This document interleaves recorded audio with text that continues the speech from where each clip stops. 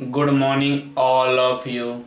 आज मैं आप लोगों को डिस्काउंट में अंकित मूल तथा क्रय मूल से संबंधित प्रश्न पढ़ा रहा हूँ, जिसमें कि आपको ये सब हिसाब चुटकियों में बना सकते हैं। और आपको क्वेश्चन नंबर 1,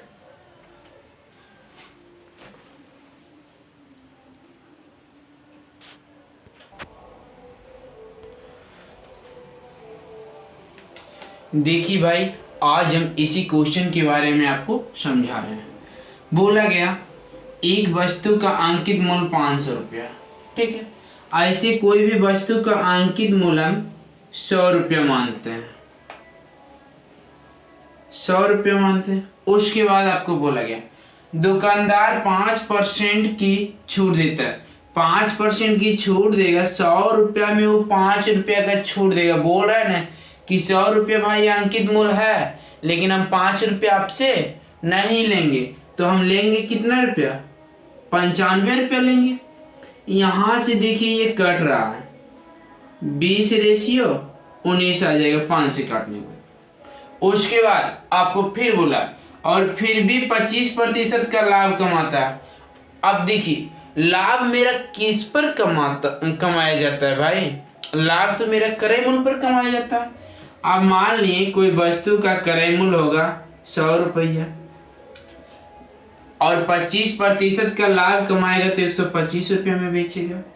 देख रहे हैं विक्रय मूल्य बराबर नहीं है, तो आपको फिर बताएंगे। देखिए यहाँ से अब कट रहा है, ये कट रहा है आपको 25 से, 25 25 25 से और 25 चौका 100। अब देखिए यहाँ पर हो गया। तो आप लोग भाई रेशियो में पढ़े होंगे कि जिसका नाम टैली करता है, कहने का मतलब है जिसका नाम मिलता है उसे बराबर करते हैं। देखिए यहाँ पे 19 है और यहाँ पे 5 है, दोनों तो बराबर नहीं है, बराबर नहीं है। तो इसको बराबर करने के लिए 5 से गुना इधर कर देंगे तो 5 से गुना यहाँ पर, और 19 से गुना यदि इधर करेंगे तो 19 से गुना इधर कर देंगे। कोई दिक्कत है भाई? यहाँ तक आप समझ गए होंगे। अब देखिए उसके बाद अंकित मूल्य आपको कितना दिया गया जी? 500 रुपया दिया गया। और यहाँ पे इसे अंकित मूल्य मेरा कितना रुपया हो गया? 20 पंजे 100 रुपया। तो 500 का तुलना 100 से। अब आपको पूछ रहा है वस्तु का क्रय मूल्य है, तो वस्तु का क्रय मूल्य कितना रुपया है जी? 1976 रुपया। तो यहाँ पे 76 से गुना, 1 0 से 1 0, फिर 1 0 से 1 0। देखिए 6 पंजे 30 हो गया, 7 पंजे 35, 3 38 रुपया। इतना रुपया मुझे वस्तु का क्रय मूल्य हो गया, जो कि आपका ऑप्शन बी सही है। ये क्वेश्चन आप बहुत इजी तरीका से समझ गए होंगे। अब आपको क्वेश्चन नंबर 2,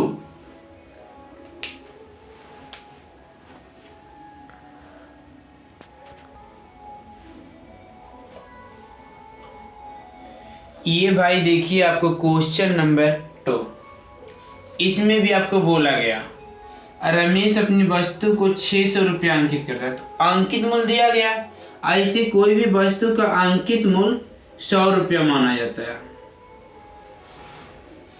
100 रुपये मान लिए, MRP प्राइस जिसको हम बोलते हैं।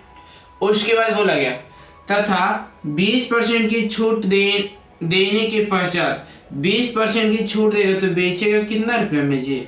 80 रुपये में। यहाँ से अब आप काट लीजिएगा तो 5 रेशियो 4 में आ गया। उसके बाद बोला 20% छूट देने के पश्चात 60% का लाभ कमाता है। तो आप भाई बिल्कुल जानते होंगे कि लाभ किस पर कमाया जाता है? क्रय मूल्य पर। तो देखिए अब मुझे क्रय मूल्य कोई वस्तु को 100 रुपया मानना पड़ेगा। अब बोल रहे 60% का लाभ कमाएगा तो कितना रुपये में बेचेगा? 160 रुपये में।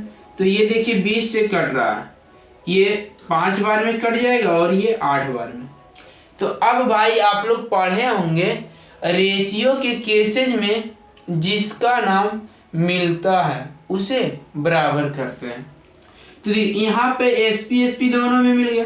तो बराबर करने लिए यदि यहाँ पे हम 2 से गुना करते हैं तो इधर भी 2 से गुना करना पड़ेगा। तब अब देखिए दोनों बराबर हो गया ना जी, कोई दिक्कत है? बराबर हो गया तो अब देखिए बन जाएगा। और यहाँ पे आपको कोई भी वस्तु का अंकित मूल्य कितना रुपया दिया गया जी? 600 रुपया दिया गया। और यहाँ पे आपको कोई भी वस्तु का अंकित मूल्य 10 रुपया दिया गया। तो अंकित मूल्य का तुलना अंकित मूल्य से। अब आपको बोल दिया है क्रय मूल्य क्या है, तो क्रय मूल्य कितना रुपया है भाई? यहाँ पे 6000 रुपया होगा, तो यहाँ पे आपको 6000। उसके बाद बोला गया था क्रय मूल्य निकालने के लिए, तो क्रय मूल्य कितना रुपया है जी? 5 रुपया। तो 5 से गुना कर देंगे तो यहाँ से आपको सीपी निकल जाएगा। तो देखिए 1 0 से 1 0 कट गए, तो 6 पंजे 30। आपको 3000 रुपया कोई भी वस्तु का क्या हो गया? क्रय मूल्य हो गया। जो वस्तु को हम 6000 रुपया अंकित किए थे उसका आपको क्रय मूल्य आ गया कितना जी? 3000 रुपया। ये क्वेश्चन आप बिल्कुल इजी तरीका से समझ गए होंगे। और अब हम आगे की क्वेश्चन पे बढ़ते हैं।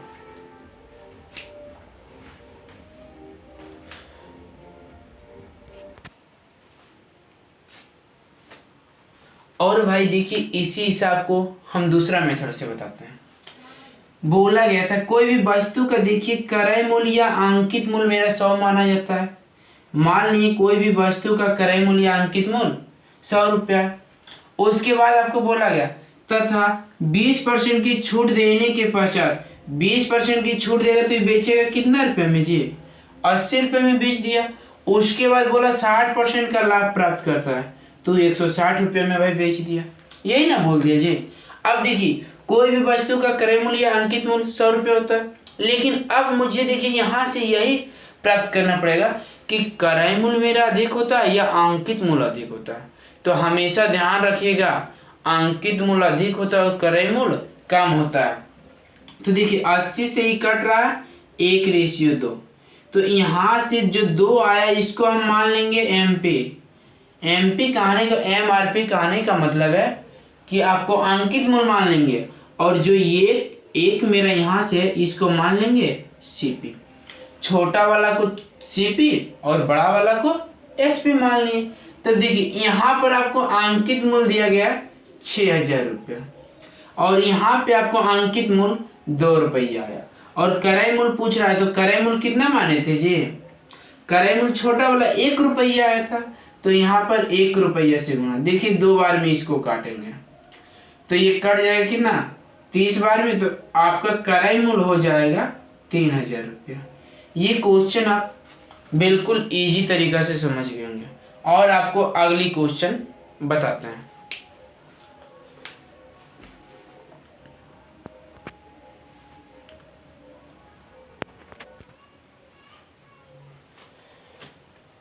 और ये आपको क्वेश्चन नंबर 3। देखिए इसमें भी बोला गया एक दुकानदार वस्तु को मूल्य इस तरह से अंकित करता है कि अंकित मूल्य पर 28% की छूट देने के बाद भी 12% का लाभ कमाती है। तो 28% की छूट, मान लीजिए कोई भी वस्तु के क्रय मूल्य या अंकित मूल्य कितना रुपया होता है जी? 100 रुपया होता है, जिसमें से आपको 28% की यदि छूट देगा तो 100 में 28 जाएगा तो ये बेचेगा कितना रुपये में? 72 रुपये में बेचेगा। और फिर भी बोल रहा है क्या? छूट देने के बाद भी 12% का लाभ प्राप्त करता है, तो ये बेच रहा है कितना रुपये में? 112 रुपये में। तो छोटा वाला को हमेशा सीपी माना जाता है और बड़ा वाला को एमपी मान लेंगे भाई, एमपी का एमआरपी मान लेंगे। तो देखिए ये कट रहा है मेरा 12 से कट रहा है, 12 से कट रहा है तो 6 से पहले काटते हैं, 12 6 72 और 6 से इसको काटते हैं। देखिए भाई जब इसको पहले 4 से काटते हैं तो ये हो जाता है 18 और 4 से इसको काटते हैं तो ये हो जाता है 28। फिर इसको 2 से काटते हैं तो ये आपका 9 हो जाता है और ये आपका 14 हो जाता है। तो देखिए यहाँ पे अब आपको दिया गया है किसी वस्तु का अंकित मूल्य 224 रुपया है अंकित मूल्य भाई आपको 224 रुपये दे दिया और यहाँ पे मेरा अंकित मूल्य आपको 14 रुपये चला है। और आपसे पूछ रहा था कोई भी वस्तु का क्रय मूल्य, तो वस्तु का क्रय मूल्य पूछ रहा है, तो वस्तु का क्रय मूल्य मेरा कितना आ गया है भाई, 9 ना आ गया है। तो यहाँ पे सीधा 9 से गुना कर देंगे। तो इस तरीका से मुझे यहाँ से अब आपको क्रय मूल्य प्राप्त हो गया। देखिए 14 एकम 14, 14 छक 84। अब 16 गुना 9 करें,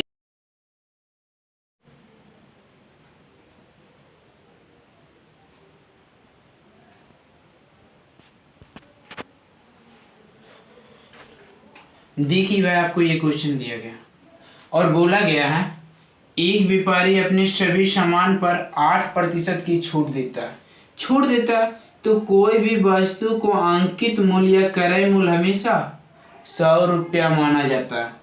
और बोला 8% छूट देगा तो बेचेगा कितना रुपये में जी, 92 रुपये में बेचेगा। उसके बाद बोला छूट देता और फिर भी 15% का लाभ कमाता है, तो 115 रुपये में क्या कर रहा है, बेच रहा होगा। यदि एक वस्तु पर 250 रुपया अंकित है तो उसका लागत मूल्य बोला है। ठीक है, देखिए अब छोटा वाला को हम सीपी मान लेते हैं और बड़ा वाला को एमपी। कहने का मतलब एमआरपी जो अंकित मूल्य आपका रहता है। 23 से देखिए आपको कट रहा है, 23 चौक 92, 23 पचे 15 से। अब कोई भी वस्तु का आपको अंकित मूल्य यहाँ पे 5 रुपया है और यहाँ पे आपको प्रश्न में अंकित मूल्य 250 रुपया दिया गया है। तो 250 का तुलना 500 है, अंकित मूल्य का तुलना अंकित मूल्य से। अब आपको बोल रहा है तो वस्तु का लागत मूल्य क्या, लागत मूल्य कहने का मतलब क्रय मूल्य। तो क्रय मूल्य कितना रुपया है जी, 4 रुपया गुना कितना 4। तो देखिए 5 से काटिएगा 5 पचे 25। अब 5 गुना 4 कीजिएगा तो आपका 200 रुपया किसी भी वस्तु का आपको जो है क्रय मूल्य आ जाएगा, जो आपको क्वेश्चन में दिया गया ऑप्शन नंबर बी। ये आपको आंसर करेक्ट है। और आज की क्लास आपको यहीं तक रहती है।